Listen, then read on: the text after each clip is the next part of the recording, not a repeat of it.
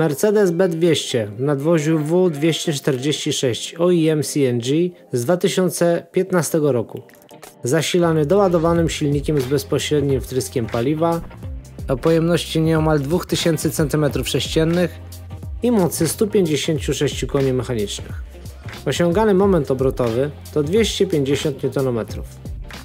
Pomimo wieku i intensywnej eksploatacji na taksówce, auto wciąż trzyma się kupy, a w związku z ograniczeniem, jakim zapewne jest obecnie CNG jako paliwo główne, ich ceny są bardzo atrakcyjne.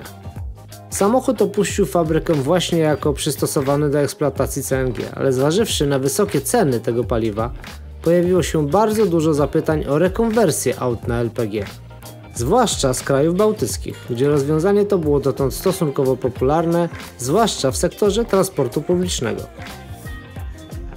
Podjęliśmy się tego zadania, choć nieświadomych kamikadze pragnę od razu przestrzec. Montaż, a zwłaszcza kalibracja LPG w Mercedesie OEM CNG jest 10-krotnie bardziej skomplikowana niż adaptacja tego silnika w wersji oryginalnej.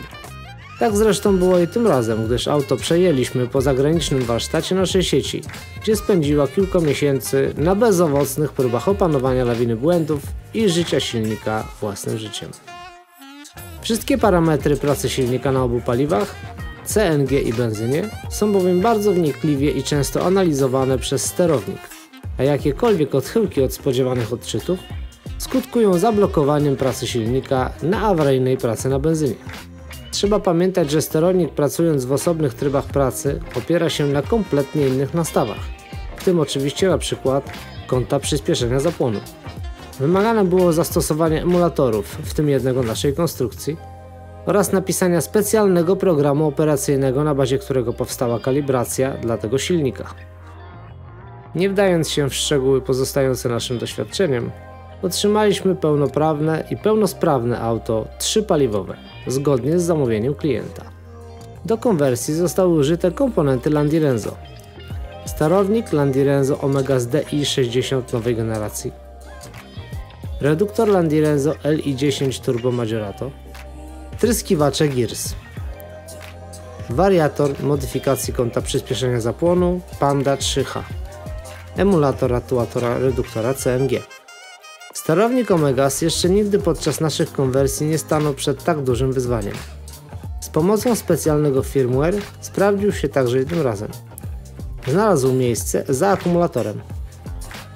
Reduktor LI10 Turbo Maggiorato gwarantuje stały wydatek gazu przy pełnym zakresie obciążeń silnika, zamontowany na podłużnicy po stronie pasażera. Tryskiwacze zostały podzielone na 2 bloki. Takie zamocowanie nie wymaga ewentualnych wycinanek w pokrywie zaworów, a także ewidentnie skraca przewody podające gaz. Wewnątrz kolektora zastosowano dodatkowo igielitowe rurki. Wszystko to, aby wyłagodzić przejścia pomiędzy paliwami. Wariator zapłonu na podstawie specjalnie skonfigurowanej mapy modyfikuje aktualnie używaną mapę dla danego paliwa tak, aby proces spalania LPG przebiegał optymalnie. Zadania i działania emulatora aktuatora reduktora CNG pozostawimy dla siebie. Bez niego taka adaptacja nie byłaby możliwa. Do zamocowania komponentów w komorze silnika przygotowano personalizowane i zabezpieczone antykorozyjnie wsporniki.